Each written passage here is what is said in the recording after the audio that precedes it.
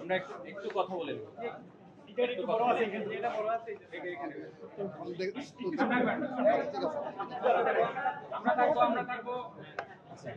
সব জায়গায় আমি কয়েকটা পয়েন্ট আমি বলে দিই, তাহলে বাকি প্রশ্ন করতে হবে।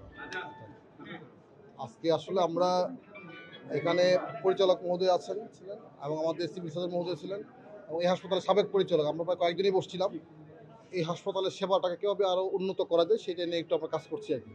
তো এখানে কয়েকটা চ্যালেঞ্জ আছে। প্রথমত হচ্ছে আসলে এটা 900 বেডের হাসপাতাল হলেও অরিজিনালি এটা ক্যাপাবিলিটি হচ্ছে মাত্র 500 বেড, এক নম্বর। কিন্তু রোগী থাকে প্রতিদিন 2,500 থেকে 3,000। আজকে কিন্তু 2797 জন রোগী ভর্তি আছে। তো এই যে প্রায় 3 গুণ বা 4 গুণ অতিরিক্ত রোগী মানে সামলানো, এটা খুব ডিফিকাল্ট, খুব চ্যালেঞ্জিং জব। আর আরও দুইটা উপদ্রব হচ্ছে এখানে, সেটা হলো যে আমাদের রোগীদের সাথে অ্যাটেন্ডেন্ট আছে 3 থেকে 4 জন, এই হিউজ পরিমাণ লোকজন আছে। সুতরাং এত লোক যদি হাসপাতালে ঢোকে তাহলে তো সেবা দেওয়া যায় না, এটা একটা অসুবিধা। কিছু দালালের উৎপাত আছে, এই আর সমস্যা। আর কিছু পরিষ্কার পরিচ্ছন্নতার কিছু সমস্যা আছে। তো আমরা আইডেন্টিফাই করার চেষ্টা করছি যে কোন কোন জায়গায় আমাদের আসলে ডেভেলপ করার সুযোগগুলো আছে এবং আমরা করতে পারি। কিছু হয়তো ইমিডিয়েটলি আমরা করতে পারবো, আর কিছু হয়তো একটু সময় লাগবে। আমরা আশা করছি সবাই মিলে চেষ্টা করলে হাসপাতালটা ইনশাল্লাহ এই সিলেট অঞ্চলের মধ্যে একটা ভালো হাসপাতাল হিসেবে পরিগণিত হবে। আমরা সকলের সহযোগিতা চাই। একই সাথে যারা রুগী আসেন আর রুগীর সাথে যারা আত্মীয়স্বজন আসেন তাদেরকে অনুরোধ করবো যে আপনারা বিনা প্রয়োজনে এখানে আসবেন না। মানে একজন অ্যাটেন্ডেন্ট আছে, একজন বা পর্যন্ত দুজন কোনো কারণে। আর দালালের যে বিষয়টা আছে সেটাতে আমরা করছি যে এটা কীভাবে নিয়ন্ত্রণ করা যায়। একই সাথে এখানে গাড়ি পার্কিংয়ের কিছু সমস্যা আছে, আমরা সমস্যাগুলো আইডেন্টিফাই করার চেষ্টা করছি।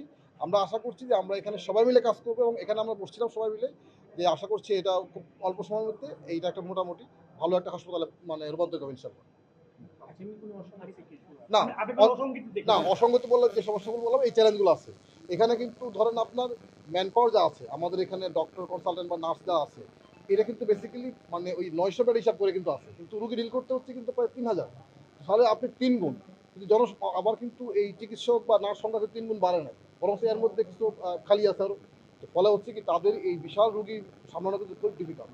আমরা এই চ্যালেঞ্জগুলোই দেখতেছি যে এইগুলি আমরা সবাই মিলে স্থানীয়ভাবে বা সরকারের পক্ষ থেকে মিনিস্ট্রি থেকে আমরা কী কী ধরনের হেল্পগুলো পেতে পারি বা করা দরকার সেই জায়গাগুলো আমরা আইডেন্টিফাই করার চেষ্টা করছি। না না, এটা হবে, এটা দালালরা আমরা একটু গুছিয়ে নেই, গুছিয়ে নেওয়ার পরে কিন্তু এখানে কোনো দালাল ঢুকতে পারবে না, কারণ আমরা অচিরেই একটা সিস্টেমে নিয়ে আসবো যাতে করে এখানে কোনো দালাল আসতে না পারে। আর যারা আসার চেষ্টা করবে তাদের বিরুদ্ধে আইনগত ব্যবস্থা নেওয়া হবে। সাধারণ রোগীদের একটু ভোগান্তির কথা আমরা শুনছি, অভিযোগ রয়েছে, সেটা নিয়ে না, অনলাইনে যেটা হচ্ছে সেটা হলো যে অনলাইনে কোন বিষয়টা না, ভর্তির বিষয়টা নিয়ে না। ভর্তির এখানে দুটো প্রক্রিয়া আছে। একটা হচ্ছে রোগীদের অনলাইনে রেজিস্ট্রেশনের প্রক্রিয়া আছে। তো এখানে যেহেতু অনেকে পড়ালেখা জানে না বা কম্পিউটার কাজ করতে পারে না, তো অনেকে বাইরে থেকে এটা নিবন্ধন করে আবার এখানে ভিতর ব্যবস্থা আছে। এটা মাত্র 15 টাকা দিয়ে ভর্তির একটা ইয়ে আছে, মানে এখানে ব্যবস্থা আছে।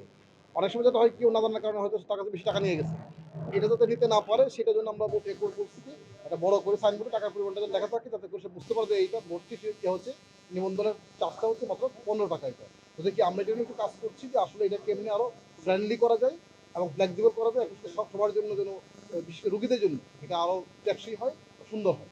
জেলা প্রশাসক একটা বিষয় হচ্ছে 10 সেপ্টেম্বর আমি একটু মনে করি যে চাই দুদকের একটা টিম আসে 500 সদস্য এবং তারা কিন্তু বেশ কিছু ফাইন্ডিংস পায়। তারা আউটসোর্সিং এর যে লোক বলের বেতন না দেয় এবং এই বেতন দেওয়ার পরেও কিন্তু 3 মাস পর তাদের কাছ থেকে আবার কিছু অর্থ নিয়ে যাওয়া এবং আরো কিছু যেমন অ্যাম্বুলেন্সের যে সমস্যা, অ্যাম্বুলেন্স না চালিয়েও তার বিল নিয়ে আসা।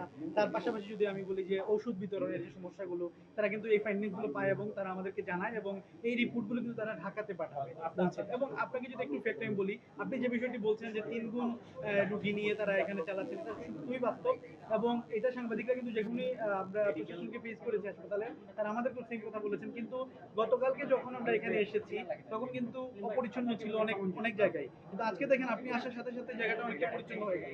প্রশ্ন হচ্ছে কিভাবে হলো। একটা বিষয় হচ্ছে এই ধরনের অভিযান বা মোবাইল কোর্ট এখানে কি কোনোভাবে করা যায় কিনা, এই ধরনের কোনো নিয়ম আছে কিনা বা আপনার পক্ষ থেকে এই ধরনের কোনো কিছু চালু করা যাবে, যেহেতু দালাল চক্রের একটা বিষয় রয়েছে। এখানে কয়েকটা বিষয়। একটা হলো যে প্রথম যেটা বললাম, আমি জানি না দুদক এখানে কি পেয়েছে, এটা নিয়ে আমি তাদের সাথে কথা হয় না, আমি জানিও না এটা, তাদের মতো করে কাজ করছে এটা। তো আউটসোর্সিং এর যে বিষয়টা, এটা হলো আসলে ঠিকাদার নিয়োগ করা হয়, ঠিকাদার লোকদেরকে মানে আপনার হচ্ছে যে জনবল সরবরাহ করে এটা, এবং পেমেন্টটাও ঠিকাদারের এটি দেওয়া হয় এটা। তো এখানে সে যদি না দিয়ে থাকে সেটা অবশ্যই আমরা মনে করি যে কর্তৃপক্ষ যারা আছেন তারা দেখবেন। আর আমার কাছে যে বিষয়টা বলছেন যে পরিষ্কার পরিচ্ছন্নতা, হ্যাঁ এখানে পরিষ্কার পরিচ্ছন্নতা এটা আমিও নিজে বুঝছি, কারণ আমি কিন্তু এর আগেও কিন্তু ধরেন একদিন রাত্রে আমি আসছিলাম, তখন দেখছি অপরিষ্কার ছিল, রোগের এলো বলেছিল এটা। তো আমি আজকে যেহেতু আসছি, হয়তো একটু পরিষ্কার পরিচ্ছন্নতা আছে, তো আমি চেষ্টা করবো যে এটা অন্তত প্রতি সপ্তাহে 15 দিন হোক একবার আমি নিজে আসতে। তাহলে হ্যাঁ, যদি আমি আসলে এবং আমি না বলে আসবো, তাহলে আমি অ্যাকচুয়ালি বুঝতে পারবো যে আসলে আমার এখানে অবস্থা কী হচ্ছে। এখানে কোনো ব্লেমের বিষয় না। আমরা এখানে একটা বিষয় হলো কি, আপনার যেহেতু জনবল হচ্ছে আসলে 900 বেডের মানে ফেভারে বাড়ছে, প্রকৃতপক্ষে লোক হচ্ছে 3000 রোগী হচ্ছে, ফলে হচ্ছে যারা কাজ করতেছেন তারা অবশ্য ওভার বার্ডেন, তো তারা একসময় ক্লান্ত হয়ে যায় বা বেশি লোড নিচ্ছে, ফলে অনেক সময় কোনো কাজটা করতেছি না। তো এই জায়গাটা আমরা দেখতেছি যে জনবল কি সরবরাহ করা দরকার, কি সাপোর্ট দেওয়া দরকার, যাতে করে হাসপাতাল আমরা মনে করি সবসময় পরিষ্কার পরিচ্ছন্ন থাকে এবং সুন্দর হয়েছে। আর বাকি যে বিষয়গুলো আছে এখানে আমার কাছে মনে হচ্ছে যে না, তাই এখানে যারা চিকিৎসক কাজ করছেন তারা সবাই খুব আন্তরিক বলে আমার কাছে মনে হয়েছে। এই কারণে কারণ তারা শুধু একটা জিনিস চেয়েছেন যে আমরা যেন একটু ম্যানেজমেন্টটাকে একটু ইমপ্রুভ করে দিই, যাতে করে তারা সেবাটা দিতে পারে। মোবাইল কোর্টে না, মোবাইল কোর্ট যদি এখানে ধরেন কোনো ধরনের অনিয়ম হয়, দালাল বিরক্ত করে বা ইস্যু করে, অবশ্যই সেখানে যাবে, আইনগত ব্যবস্থা নেওয়ার ওটা অবশ্যই নেবে। এবং এটা আমরা একটু গুছিয়ে নেই, তারপরে এখানে এখানে কোনো দালাল চক্র থাকবে না, মানে এই রুগীদেরকে জিম্মি করে বা অন্য কোনো উপায়ে কোনো দালাল চক্র থাকবে না। এমনকি এখানে যে সমস্ত ক্লিনিকগুলো আপনার এই দালালদের মাধ্যমে রুগী ভাগায় নিয়ে যাও, সেটাও থাকবে না। যে সমস্ত ক্লিনিকগুলো এই কাজটা করবেন তাদের বিরুদ্ধে কিন্তু আইনগত ব্যবস্থা নেওয়া হবে। যে হাসপাতালের বাইরে কোনো প্রশ্ন একটা প্রসঙ্গ আমি বলতে চাচ্ছি যে আপনি আসার পর যে সাদা পাথর একেবারে পাথর। দৈনিক বাংলাদেশ মিডিয়া, সত্যের সন্ধানে সারাক্ষণ।